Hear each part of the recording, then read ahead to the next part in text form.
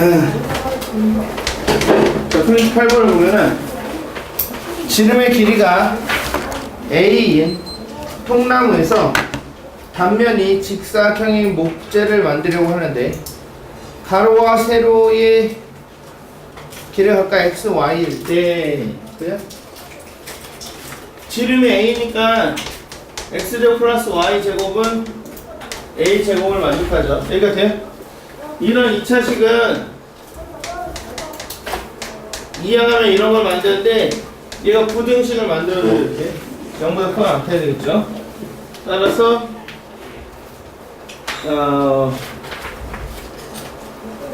x의 범위가 0과 x의 범위가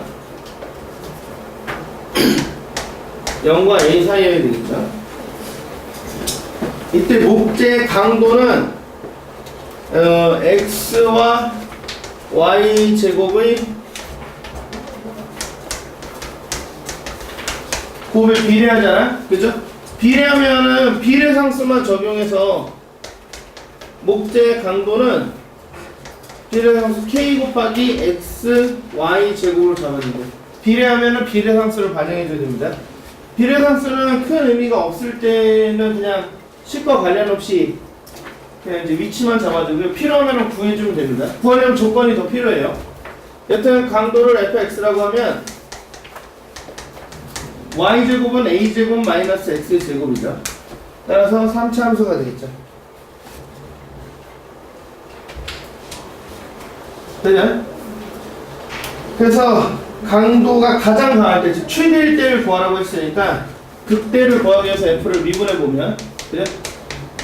자, 여기는 k는 가만히 있고 a제곱 x 마이너스 x 세제곱이 되죠. 그죠? 미분하면은 a제곱 마이너스 3 x 제곱이 되죠. 여기가 돼요? 그래서 지금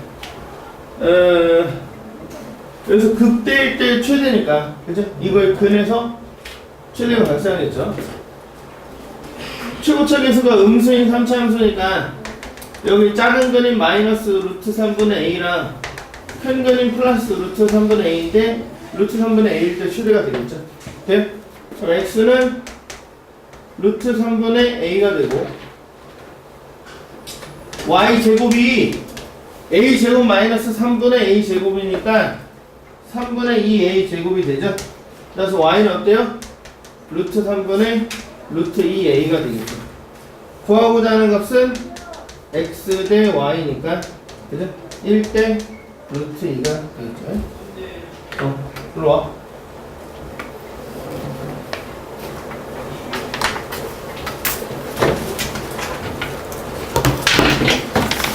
되겠죠?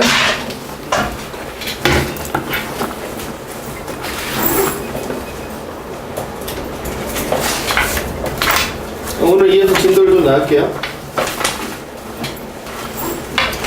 어제는 방정식의 실근의 개수와 실근의 보호를 판별하는 방법을 좀 접근했었는데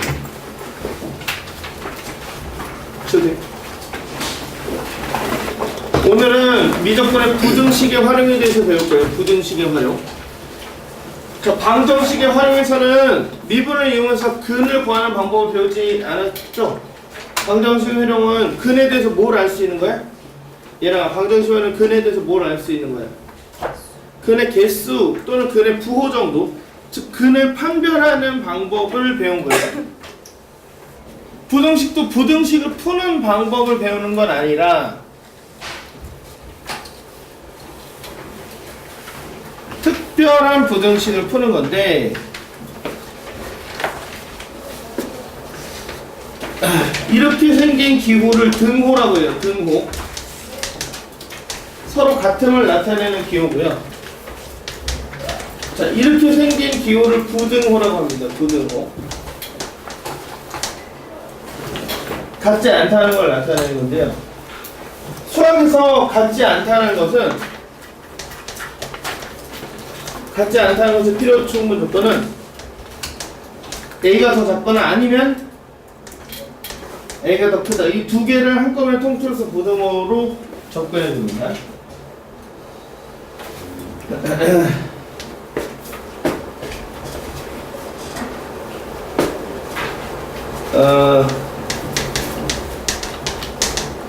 특정한 x에 대하여 fx가 0보다 크다, 크거나 같다, 뭐 작다, 작거나 같다를 만족하면 우리가 이거를 x의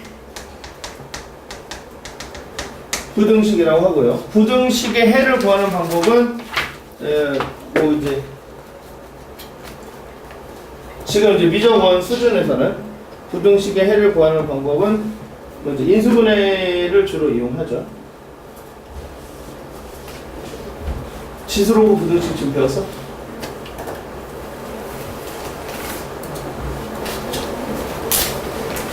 지수 부등식은 어떻게 풀어야 돼?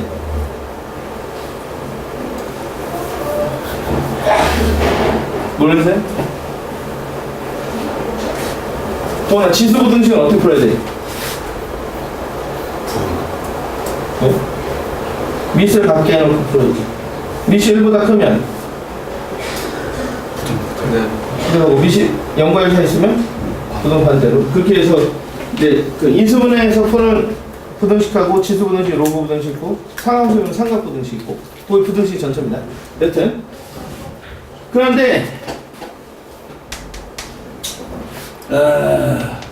이 모든 x에 대하여 임의의 x에 대하여 뭐 x의 값에 관계없이 fx가 0보다 크다, 작다, 크거나 같다, 작거나 같다 이런 부등식은 우리가 절대 부등식이라고 합니다. 항상 성립하는 부등식. 그래서 미적에서 말하는 부등식의 활용은 절대 부등식에 관련된 해법이에요. 절대 부등식. 근데 일반적으로 이 부등식에서는 x를 구하는 거거든요. 근데 미적에서 하는 부등식에는 뭐 미정계수를 구한다던가 아니면은 뭐 방법인데 절대 부등식, 절대 부등식.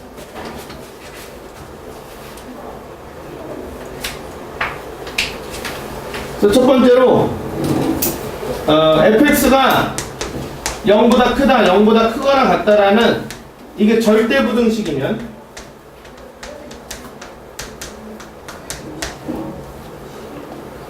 절대 부등식이면 항상 성립해야 되면은 뭘 구하면 돼? f의 최소를 구해서 최소가 0보다 크다, 0보다 크거나 같다고 적당해줍니다. 최소는 어떻게 구해요? 끝점이 있으면 끝점과 극소들 중에서 가장 작은 값을 결정해 주면 되죠. 자, fx가 0보다 작다, 0보다 작거나 같다는 절대 부등식은 뭘 구해야 되겠어요? 최대를 구하면 되겠죠? 그래서 우리 아이디어 자체는 간단합니다. 계산하는 방법도 이미 배웠고요. 최대가 0보다 작다, 0보다 작다, 같다를 풀어서 얘를 접근해 줍니다. 자, 근데 이 절대 부등식보다 조금 약화된 구간을 갖는 부등식도 풀 건데요. 자, 절대 부등식은 모든 실수에 대해서 플러스 무한대부터 마이너스 무한대 사이에 있는 모든 부등식에 대해서 푸는 거고요. 그죠? 조금 더 약화된 뭐 반직선 정도. 뭐 마찬가지입니다. x가 a보다 클 때 이런 구간에서 fx가 항상 0보다 크다, 0보다 크거나 같다. 마찬가지로 뭘 구해주면 돼요? 미니멈 구해주면 되죠? 이거면은 미니멈이 0보다 크다, 0보다 크거나 같다를 접근해주면 되고, 그 다음에 x가 이런 구간에서 fx가 0보다 작다, 0보다 작거나 같다면 마찬가지로 구간에서 맥스를 구해주면 됩니다. 맥스가 작다, 0보다 작거나 같다. 이렇게.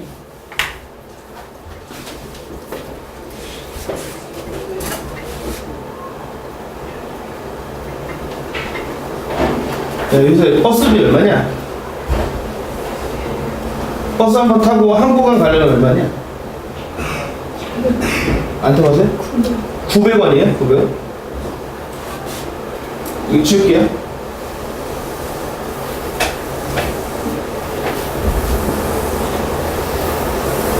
이거 지워도 되죠?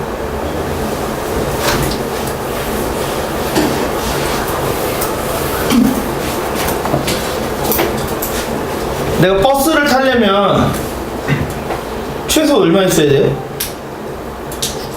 900원 있어야 되죠? 900원이 있는 사람부터 버스를 탈 수 있죠? 그래? 근데 지폐가 900원짜리 지폐가 있냐? 오씨.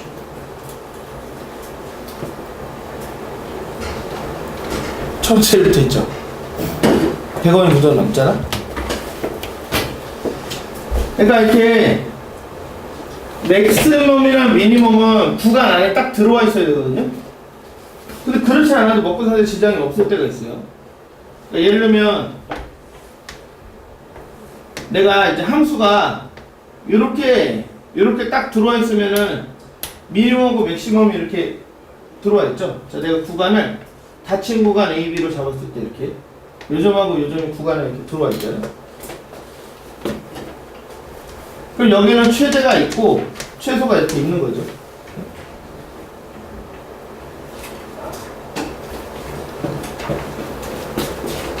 그런데 함수가 이렇게 생겼어요. 이렇게. 얘는 최대값이 있어요, 없어요? 끝점이 없으면은 최대값이 없는 거죠. 최소값도 없는 거죠. 하지만 가장 큰 상황은 있죠. 가장 작은 상황은 있죠.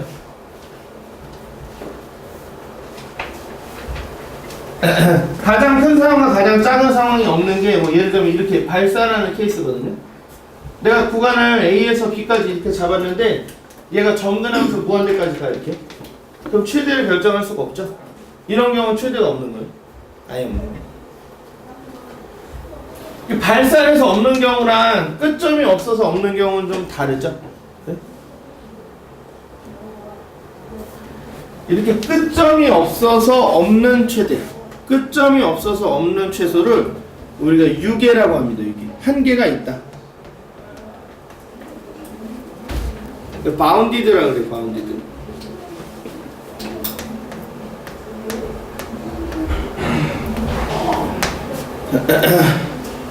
이때 유계에서 가장 큰 점은 상계라고 하고요. 유계에서 가장 작은 점을 하계라고 합니다. 얘를 어퍼 바운드라고 하고요. 어퍼 바운드. 얘를 로어 바운드라고 해요.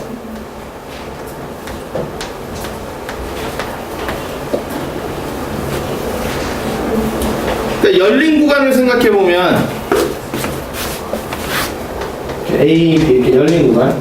얘를 수직선을 그려보면 끝점 A, B가 이렇게 포함되어 있지 않죠? 그러니까 이런 구간도 바운디드 인터벌을 할게요. 유계라고 합니다. 얘가 로어 바운드고 얘가 어퍼 바운드가 되죠.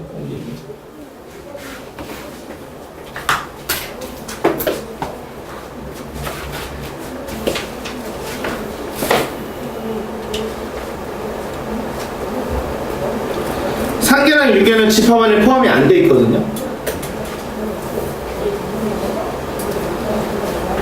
그래서 미니멈이 0보다 커야 되는 상황이나 맥시멈이 0보다 작아야 되는 상황에는 끝점이 포함되어 있지 않기 때문에 계산이 좀 불편한데, 그러니까 이놈이 지금 없지만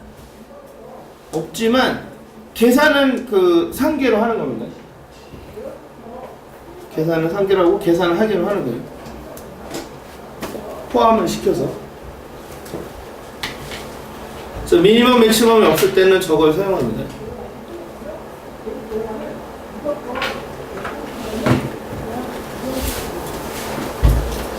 자, 저 개념이 어떻게 되는 거냐면 이제 여기 좀 지울게요. 여기 좀 지우고. 그러니까 1, 2, 3, 4번은 그냥 최대 최소만 구하면 되니까 그냥 족밥인데,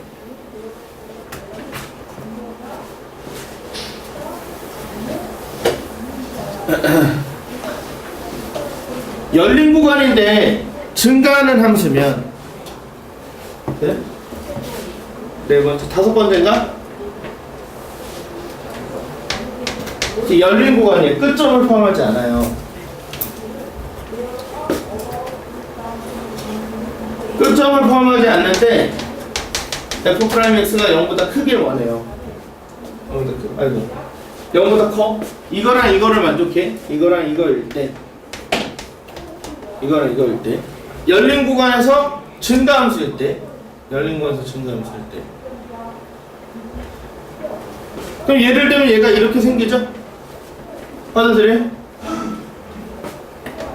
그럼 여기가 x는 a인데 하계는 있는데 상계가 없는 상황이거든요.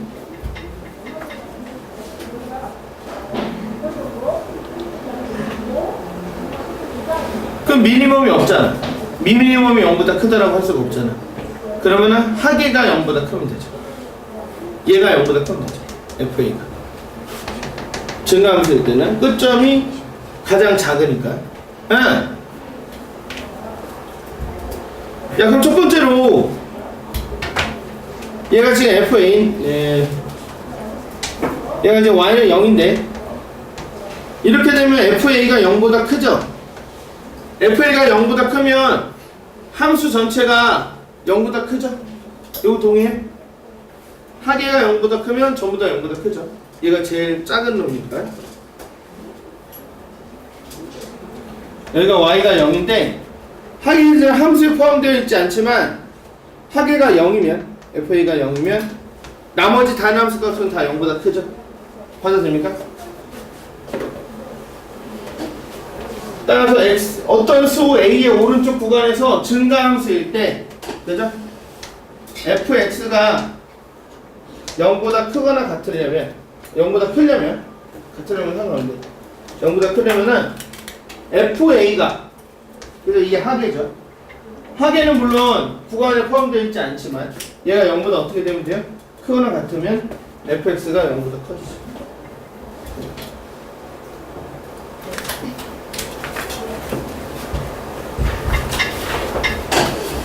좀 지울게요.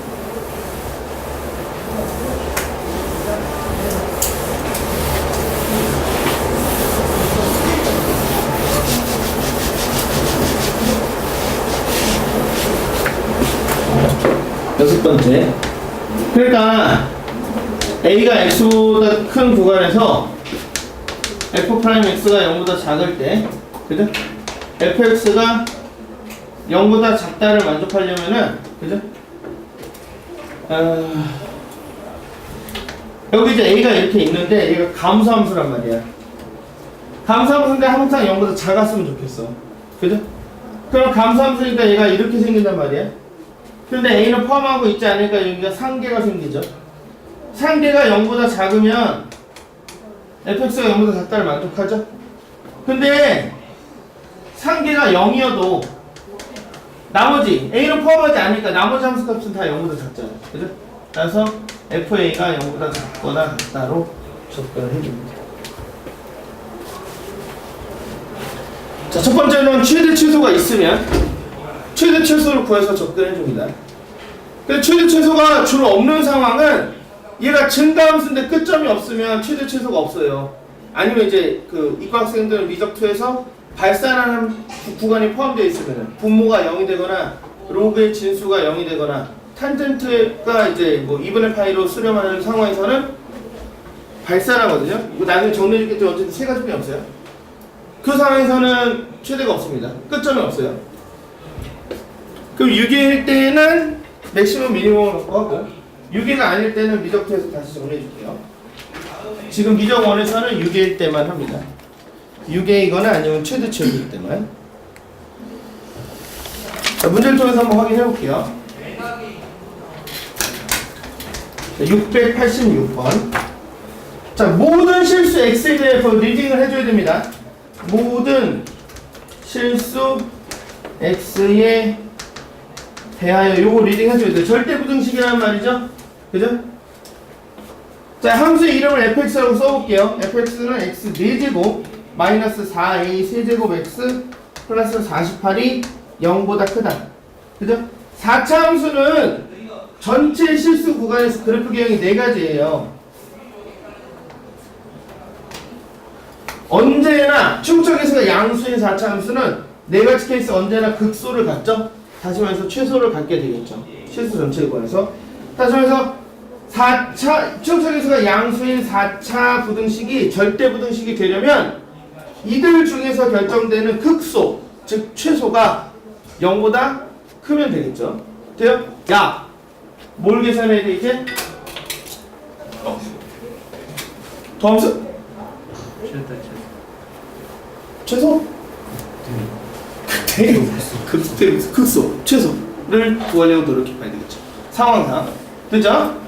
자 그래서 미분해보면 f'x는 4x 세제곱 마이너스 4a 세제곱이죠. 3차 방정식에서 근이 a 한 뿐이 없네요. 유일한 근을 가지니까 극소가 몇 개야? 하나인 상황이죠. 이 셋 중에 하나인 거죠. 어쨌든 우리가 궁금한 건 극소니까 에헤이 f a를 계산하는데 a 4제곱 빼기 4a 4제곱 플러스 48이니까 마이너스 3a 4제곱 플러스 48이 뭐가 되겠어요? 극소이자 유일한 극소이자 최소가 되겠죠. 자 모든 실수에 대해서 0보다 크려면 이 최소가 뭐가 되면 돼요? 0보다 크면 되죠? 되죠? 그래서 얘가 0보다 커야 되니까 a의 4제곱이 16보다 작아야 되고 실수 a의 범위는 마이너스 2부터 플러스 2까지가 되겠지.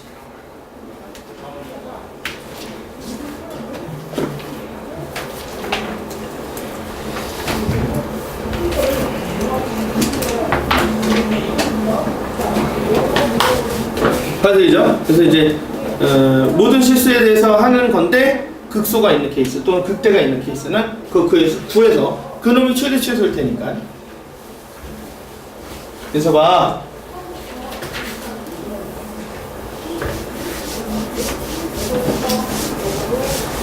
절대부등식은 뭘 구해야 된다고? 최대 최소 구하는 거야. 최대 최소가 없는 케이스는 어떤 경우야? 증가하는 함수이거나 감소하는 함수일 때 그때는 최대 최소가 없어요. 그럼 끝점에서 상계나 하계가 생깁니다. 그죠? 열린 구간을 줄 건데 증가만 하거나 열린 구간을 줄 건데 감소만 하면 얘는 플러스 무한대로 간단 말이야. 절로 얘는 마이너스 무한대로 간단 말이야. 증가만 하거나 감소만 하면 근데 무한대는 저거 의미가 없으니까 얘를 다뤄야 되는데 그죠? 얘를 지금 이제 고등학교 때는 이름을 안 배우거든요. 근데 원래는 이름이 있어요. 근데 대학교 1학년 가자마자 문과든 이과든 다 배우는 거야. 어차피 배울 거라 뭐 1, 2년 몇 점에도 상관없으니까. 이름도 쉬워. 그냥 하계야. 밑에 있어. 작으니까 하계, 크니까 상계야. 걔는 이제 한계가 있다는 뜻이고. 그래서 상계와 하계를 갖고 컨트롤하면 내 최대 최소가 없으면 그 뭐야 우리 900원짜리 지폐가 없어서 1000원짜리 그냥 쓰잖아. 그 1000원짜리가 버스비를 포함하는 저거거든. 하계. 여튼 690번 볼게요. 자, 열린 구간을 줬죠. x가 0과 2 사는 열린 구간에서 이름을 fx라고 쓸게요. fx는 x세제곱 마이너스 2분의 3 x제곱 마이너스 6x 플러스 k가 항상 0보다 커야 되니까 뭘 구해야 되겠어? 뭘 구해서 얘는 발사하는 게 아니니까 뭘 구해야 되겠어? 최대 최소, 최대 최소. 최대 최소. 그래서 일단은 여기까지가 상수니까 미분해서 그래프 개형을 좀 이해를 해볼게요. 3x제곱 마이너스 3x 마이너스 6이죠. 3의 x 플러스 1 x 마이너스 2죠. 돼요? 마이너스 1과 2에서 극값을 갖는데 최고차 계수가 양수인 3차함수 그래프 개형이 이렇게 생겼죠. 여기가 x는 마이너스 1이고 여기가 x는 2인데 0과 2 사이 거라고 했으니까 0과 2 사이에서 얘는 무슨 수예요? 감소하죠. 감소. 돼? 보여요? 감소하는데 이런 식으로 생겼으니까 6이란 말이야. 그죠? 끝점이 포함되어 있지 않아서 그럼 얘가 항상 0보다 크려면 이 하계는 야야! 있어봐! 어디? 네! 이쪽도! 네! 그러지 마! 6에는 0에 닿아도 돼. 0보다 크게 원하잖아. 그럼 0보다 커도. 그죠? F2라는 하계가 0보다 커도 함수가 구간에서 0보다 크고 FE가 0이어도 이렇게 FE가 0이어도 다른 점들은 구간에서 0보다 크죠. 그죠? 그래서 합의를 끝점이 이렇게 비어있는 합의를 다룰 때는 등호 관계까지 봐야 됩니다. FE를 계산해 보면 8 빼기 6 빼기 10이니까 도와주세요. 마이너스 10인가요? 플러스 K잖아. 플러스 K 그래? 그래서 마이너스 10 플러스 K가 0보다 크거나 같아야 되는 거 요거 제발 좀 조심해요. 그 시험 때 애들 이거 다 잘 푸는데 이거 등호 빼고 와가지고 플러스 K는 어때요? 10보다 따라갔다.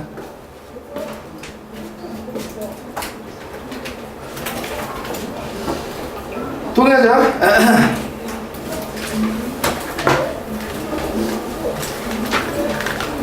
그 다음에 속도가 속도래? 별거 없더니?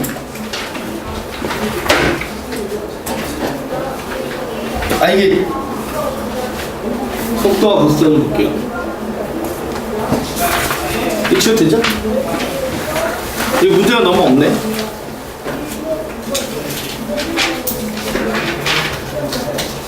오늘 시험 본다는 거 알고 있죠? 24문제인가? 몰랐어요? 안타깝네요.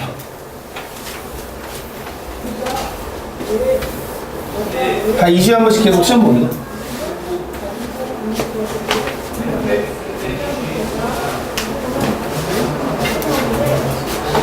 자, 이제 우리한테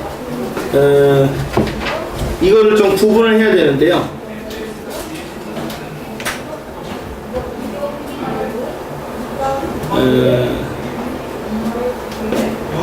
크게는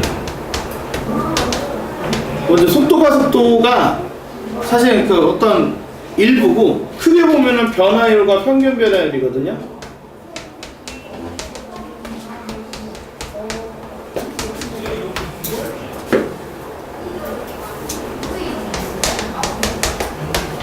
세상에서 가장 많이 만나는 변화율이에요. 근데 지금 미정원에서 사용하는 변화율이라는 단어에는 앞에 순간자를 생략해서 이야기하는 거예요. 준아야, 이거 문제 없잖아. 야, 홍준아, 이렇게 해도 문제 없는. 야, 신현아! 이렇게 성부처럼 좀 거리감이 있나요? 내가 줄 거야. 인서봐. 이게 성이 생략된 거야, 이렇게. 이름을 표현해. 순간변화. 순간변화를 어떻게 구해요? 딱! 이렇게 미분하는데. 미분하지, 이제 미분 배웠으니까. 야! 내려가. 소반 하자. 소반은 괜찮아. 쫙 펴. 쪼지 마! 얘는 미분하면 돼, 미분하면. 얘는 어떻게 구해요? 평균 변화는 어떻게 구해? 기울기. 델타 있으면 델타가 돼요? 얘는 평균 변화를 생각하려면 대상이 2개 있어야 돼. 얘는 대상이 2개 있어야 돼. 이렇게. 두 대상이 변화에 대한 변화의 비야. 얘 x의 변화에 대한 y의 변화의 비야. 네?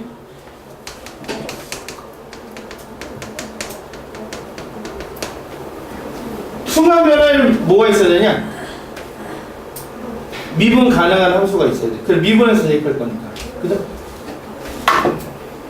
미분 가능한 함수에 대해서 dx분의 dy로 구하는 거야, 이렇게.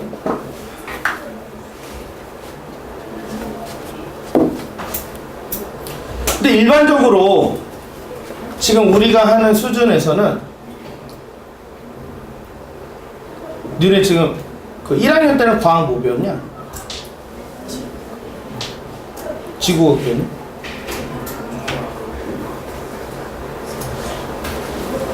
촉근이론 이런 거 들어봤어요? Everything theorem 이런 거 들어봤어요? 그러니까 이게 이제 관계에 대한 걸 해석하는 방법인데, 미적분이면서 관계에 대한 걸 해석하는 방법인데, 지금 우리가 사는 시대에는 이거 말고 다른 방법들이 되게 많아요. 이거는 진짜 옛날에 진짜 옛날에 지금 막 90돌로 돌 피우던 시절에 쓰던 방법이에요. 요새는 잘 이렇게 쓰진 않는데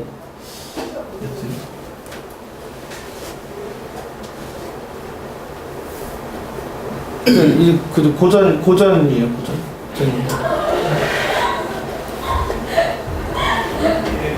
옛날에는 사람들이 이렇게 이 모든 물리적 현상에 공통적으로 적용할 수 있는 게 무언가를 생각해 보면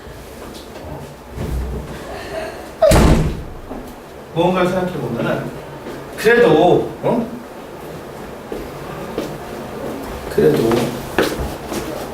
이게 똑똑한 사람도 있고 그렇지 않은 사람도 있고 막 운동 잘하는 사람도 있고 그렇지 않은 사람도 있고 이렇게 막 차이가 되게 많잖아.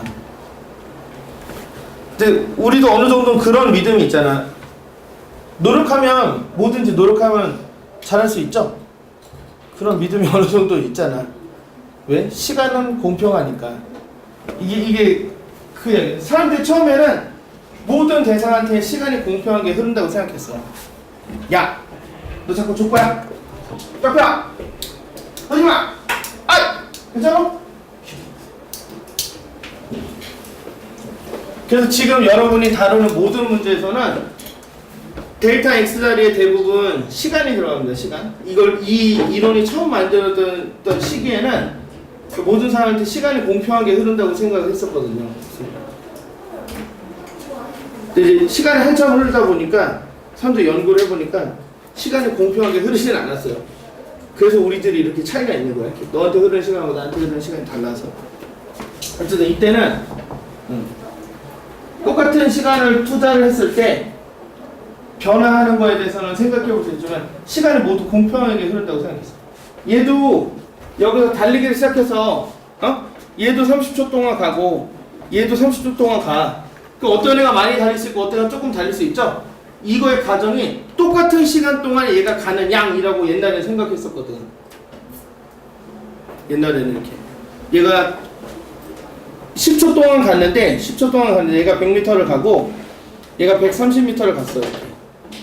그 처음에는 이게 똑같은 시간 동안 이동한 양이라고 생각을 했었거든. 그래서 일단은 지금 사용하는 건 델타 x가 이렇게 지금 생각을 바꿨어요. 이렇게 생각을 바꿨어요.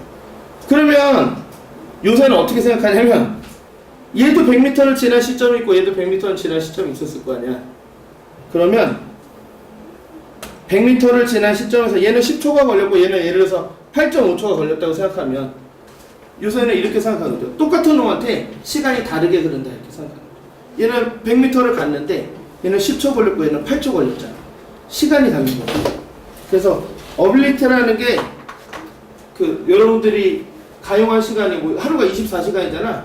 어떤 놈한테는 그게 좀 더 긴 거고 어떤 놈은 그게 좀 짧은 거고. 지금 졸고 자빠져 있으면 시간이 쫄은다니까. 너는 하루가 24시간이 안 돼. 16시간, 17시간 그렇게 빨리 생각 못해. 그래서 요새는 가면은 어빌리티 개념으로 접근해서 모든 사람한테 공평한 24시간이 주어져 있다고 생각하지 않아요. 그 졸고 있으면 안 되니까. 여튼 근데 지금 이거는 가정이 좀 그래요. 시간이 공평한 거야. 누구한테나 동일한 시간이 흐르는 거야. 현재 상태에서.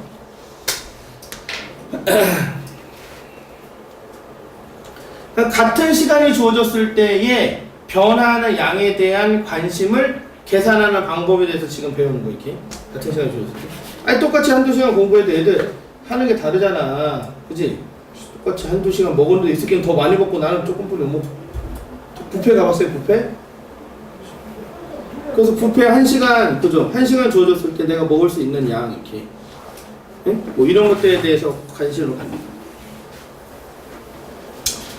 결과적으로 변화율은 서로 다른 대상들이 이렇게 세상을 이루면서 살아가잖아. 그럼 내가 그 다음에 이제 지금 고등학교 때 그 타임에 대해서 배웠는데 타임에 대해서 그래서 이제 여러분 각자 흩어지면은 저 델타 x한테 이제 많은 걸 넣어가지고 그 변화에 대한 변화의 비율을 생각하는 거예요.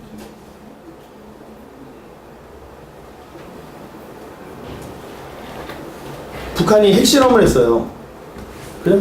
북한이 핵실험을 하면, 그죠? 한국의 그 안보라고 하는데, 한국의 안보는 변화량이 커져야 작아져요? 관심 없죠? 핵실험은 우리 위험하냐, 안 위험하냐? 위험해요? 북한이 핵실험을 한국 위험해집니까? 안 위험해져요? 그 핵무기 우리가 같이 통일해서 가지면 되지 않아요? 어떻게 생각해요? 아니, 북한 핵실험은 무슨 문제냐면, 미국이 쌩까고 북한을 공격하면 우리가 좀 그래서 전쟁이 또 날 수도 있으니까.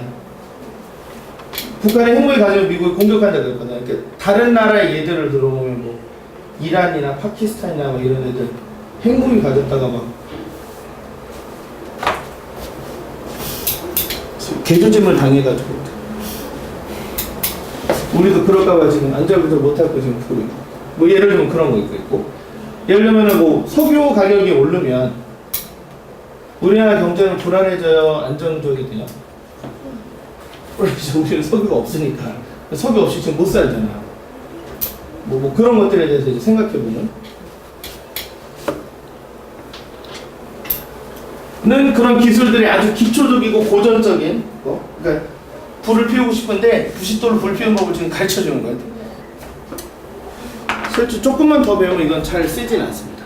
근데 기본적인 계산법은 이미 다 배웠어요. 얘는 야, 이 두 대상이 뭔지 잘 파악해서 뺀 것분에 뺀 거 하면 돼. X를 뺀 것분에 Y를 뺀 걸 사용할 건데, 주로 이 챕터에서 다루는 델타 S는 타임이야. 시간이 최초 시간을 t0로 한 거고 나중 시간을 t라고 했을 때, 처음 시간과 나중 시간이 흘렀을 때 여기에 주로 길이, 넓이, 부피입니다. 길이, 넓이, 부피가 어떻게 변하는가에 대해서 생각해 보는 거예요. 10초 동안 8cm였던 초가 10초 동안 태웠더니 6cm가 됐대. 그럼 1초에 몇 cm 타는 거야? 뭐 이런 걸 생각하는 거죠. 0.2cm 타는 거죠. 그거는 평균 변화율의 개념을 생각하는 거야. 이건 끝값과 끝값 사이에서 계산하는 거야. 준서가 평균 변화율 점이 두 개 있어야 되잖아. 그 두 점은 무슨 값이라고? 시작값과 끝값과 끝값 사이에서 계산하는 거야. 알겠어요? 얘는 그러면 미분 가능한 함수가 주어져야 돼. 그죠? 중력가 속도가 지금 얼마냐? 10으로 배우냐? 우리 때는 9.86 뭐 이렇게 9.80인가? 그렇게 배웠었는데, 여튼 세상이 변해서 그런데 EAS는 뭐 Y제곱 마이너스 Y제곱 그런 것도 해요? V제곱 제곱 마이너스 2분의 1 GT제곱 그런 것도 해요? S는 V제곱 T 마이너스 2분의 1 GT제곱 이런 거 해요? 등가속도 운동 방정식 할 때 중력가 속도 에?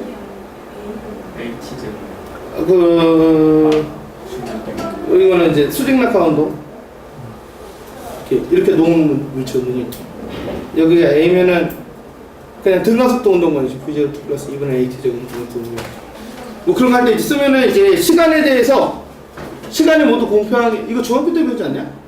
모르겠다. 이제 내가 왜 기억나는지 모르겠는데, 시간에 대해서 이 운동이 연속인 함수를 제시하면 미분해서 대입하면 시간에 대해 그 친구가 순간적으로 얼만큼 변했는가를 생각하는 거예요. 그러니까 네가 함수 만들냐? 네가 함수 만들 거야? 네가 갈릴레오야? 아니지? 아니잖아. 얼마나 다행이야. 함수는 주어지는 거야. 얘는 뭐가 주어지겠어? 점이 두 개 주어지겠죠. 그죠? 그래서 그냥 변화를 구하라 그러면 순간 변화니까 주어진 함수를 미분해서 대입하면 되고, 점 두 개 주어지면 평균 변화를 구하라는 거니까. 그래서 델타 X분의 델타 Y로 계산하는 게 기본적인 틀이에요. 받아들이죠? 그런데 이제 두 번째 이거 지워도 돼요?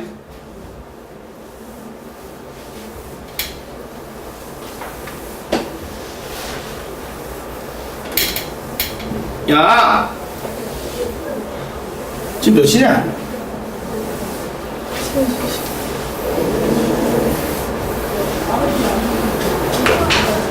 시간 여기 지금 시간에 의존된 챕터라고. 타임이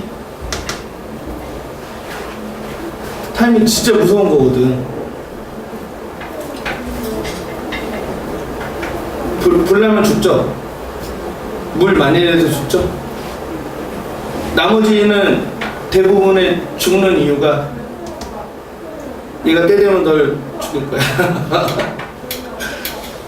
세상에 제일 무서운 거거든요. 타임이. 왜 너는 아직 죽는 거 고민이 없죠? 내가 왜 이렇게 해? 그 정도 생각해. 죽는 건 너무 심각한 것 같아요. 시간이 모든 것을 변화하게 합니다. 변화시킨다. 이게 옛날 이제 고전 물리학에서 시간이라는 거 다 변하는 거예요. 너도 옛날 같지가 않죠? 옛날에 진짜 내가 요새 우리 아들을 보면서 태민이 본 적 있어요? 우리 아들 보면서 이게 얼마나 이쁘고 귀여워요. 얘를 보면서 생각해, 아 얘네들도 너네들도 어느 순간에는 이런 날이 있었잖아. 지금은 아니죠, 그죠? 지금 아니죠. 변하는 거야 이렇게. 나도 어렸을 때 자, 그런 끔찍한 일이 있었어요, 그죠? 근데 이렇게 변화시키는 거야 이렇게. 그래서 여기서 이제 주로 순간 변화를 구할 건데 순간 변화에는 식이 있어야 되거든요. 근데 우리가 관심을 갖는 거는 시간에 대한 길이, 넓이, 부피의 변화야. 길이, 넓이, 부피는 기본적으로 식을 가지고 있어요. 옛날에 예를 들어서 이놈이 이제 제일 이상한 친구인데 이게 무슨 뿔이에요? 원뿔이죠, 원뿔. 이 원뿔에 반지름이 R이고 높이가 H면 우리가 부피 구할 수 있죠. 길이, 넓이, 부피. 부피가 3분의 파이는 얘는 상수고 R 제곱 H죠. 똑같아요?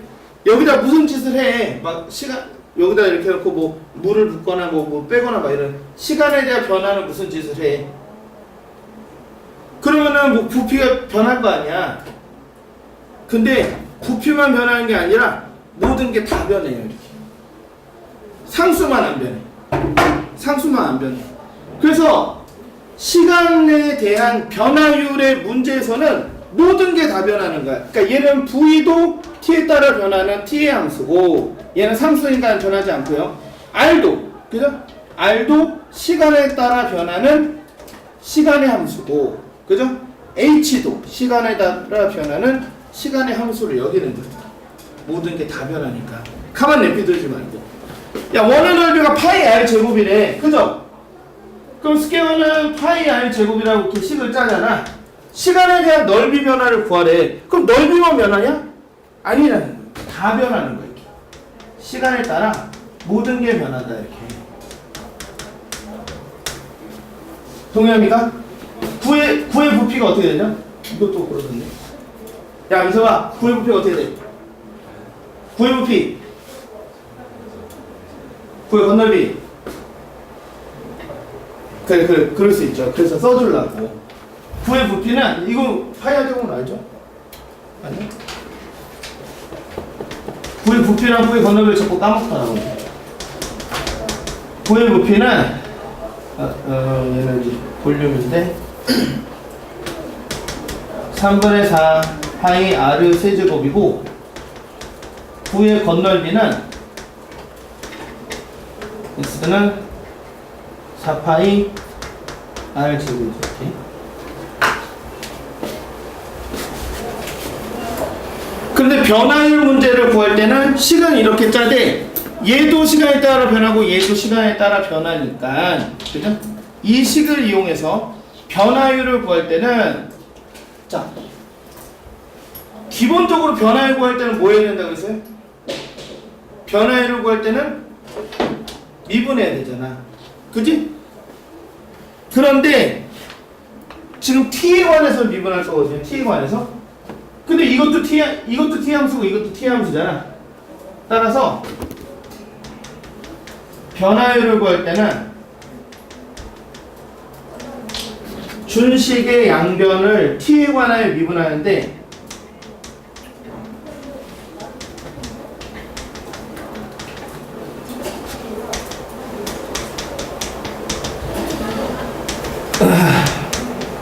미분하는데 합성 미분법과 고배 미분법을 적용해 줘야 됩니다.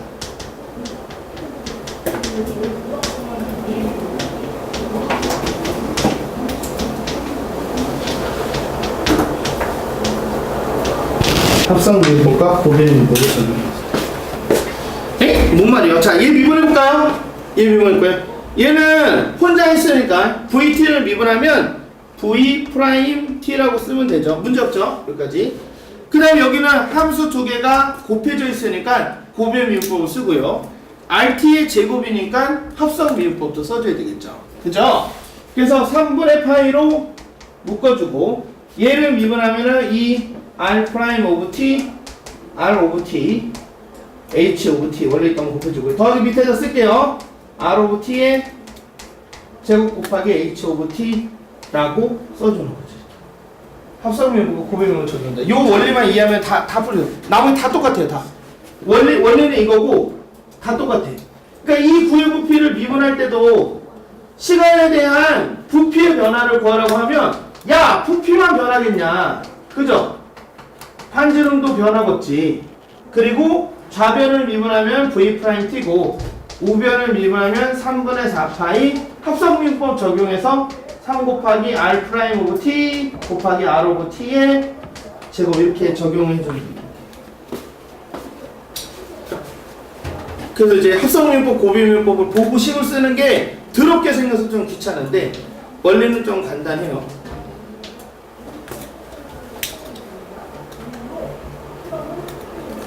다 변한다. 시간에 대해서 뭐 반지름 변화를 구하라고 그러면 반지름만 변하는 게 아니라 다 변한다. 그죠? 그러니까 다 T 함수를 보고 미분하는데 그러다 보면 합성미분법과 고배미분법을 동시에 적용해주는 일이 생긴다. 그래서 그 미분권에만 조금 관심 갖고 안 되면 그걸 조금 더 연습하면 돼요. 여기 좀 지울게요. 자, 그런데 여러분 이제 그 교과서나 답지에서는 표기를 이렇게 안 하고 다른 표기법을 쓰는데 그거랑 좀 연관져서 한 번만 더 설명해주고 문제를 좀 풀어줄게요. 지울게요.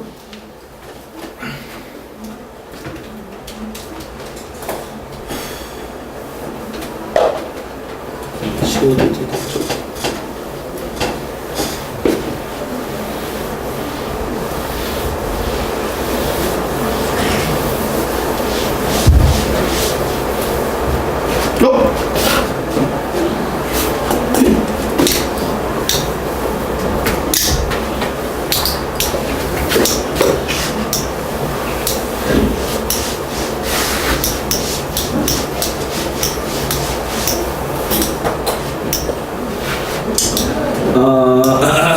우리가 y는 fx라는 미분 가능한 함수가 주어졌을 때 얘를 이제 미분한다는 표현을 겁나 다양하게 쓰는데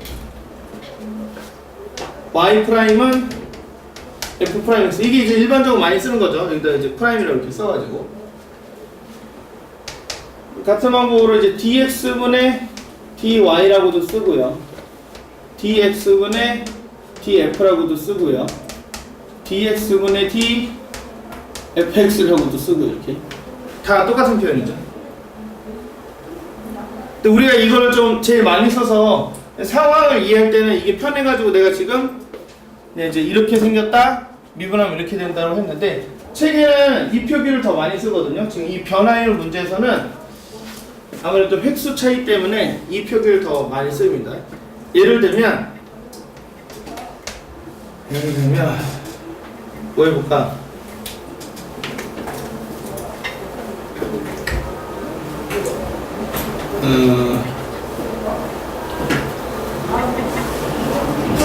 부채꼴의 넓이 구할 줄 아냐?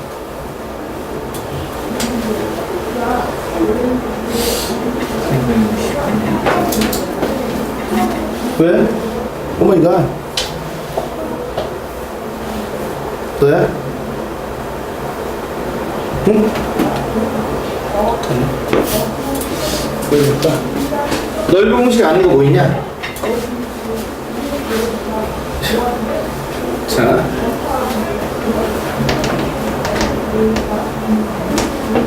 자, 이 부채꼴이죠? 부채꼴. 이 R이고 중심각을 세타라고 하면 부직볼의 넓이는 그렇죠. 아, 유클린이구나. 파이 r 제곱 곱하기 360도분의 세타가 되죠.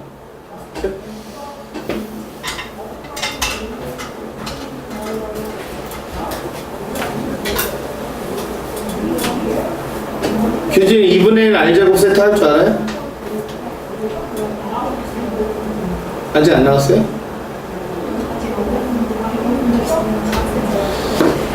어쨌든 그러면 일단 미적 원에선 이걸로 씁니다.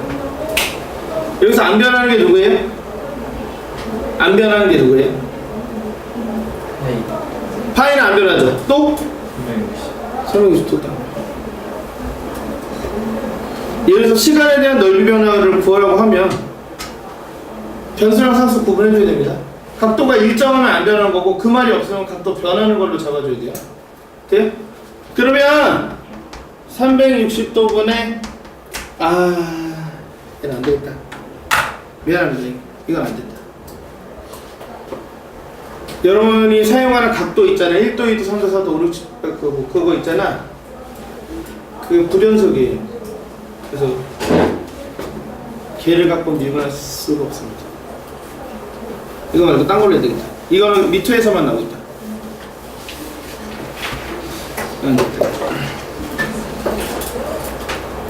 연속이 아니면 일단 미분할 수 없습니다. 미분할 수 없고 뭐가 있을까?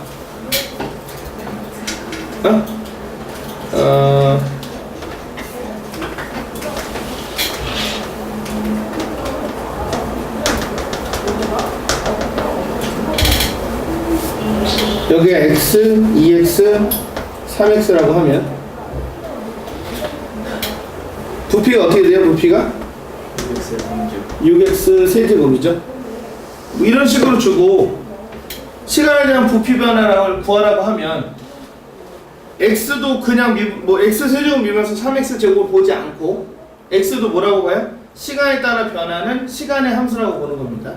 그래서 여러분의 시야는 여러분 눈에는 얘도 t에 관한 함수니까 t에 관해서 미분할 때 합성 미분법과 고비 미분법을 적용해 줘야지 그런 생각을 하셔야 돼요.